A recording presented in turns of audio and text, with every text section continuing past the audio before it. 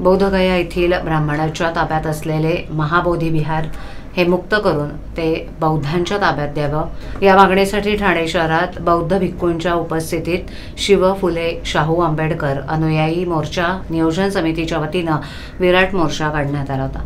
बिहार राज्यातील पाटणा बोधगया येथील महाबोधी विहारात गेली अनेक वर्ष ब्राह्मण व्यवस्थापन आहे। ब्राह्मणांच्या ताब्यात असलेलं महाबोधी विहार हे मुक्त करून ते बौद्धांच्या ताब्यात द्या यासाठी देशभर भिक्खू संघांच्या नेतृत्वात महाविहार मुक्तीसाठी आंदोलन सुरू आहे। त्याच अनुषंगानं हा मोर्चा काढण्यात आला। बुद्धम शरणम गच्छामी अशा सुरात जांभळे नाका इथून सकाळी 11 वाजता मोर्चाला सुरुवात झाली। जिल्हाधिकारी कार्यालयासमोर या मोर्चाचा समारोप होणार आहे। या मोर्चात 2 ते 3 हजार लोक सहभागी झाले होते।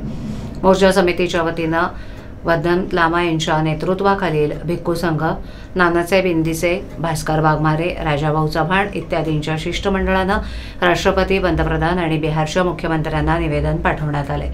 बोधगया महाबोधी विहार 1949चा कायदा त्वरित रद्द करण्यात यावा।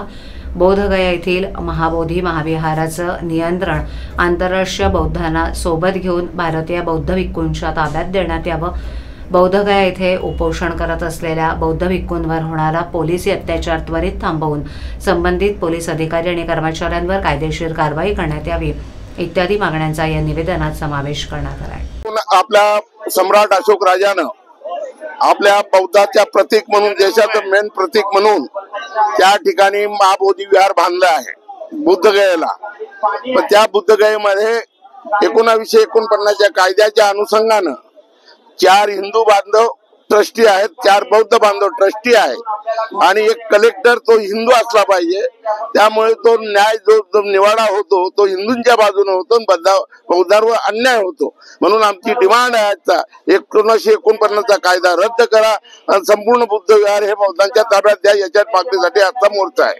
तर आजचा मोर्चा तुम्ही आज काढलेला आहे, तुमची मागणी मान्य नाही झाली, पुढचा जंतर मंतर दिल्ली, जंतर मंतर दिल्ली।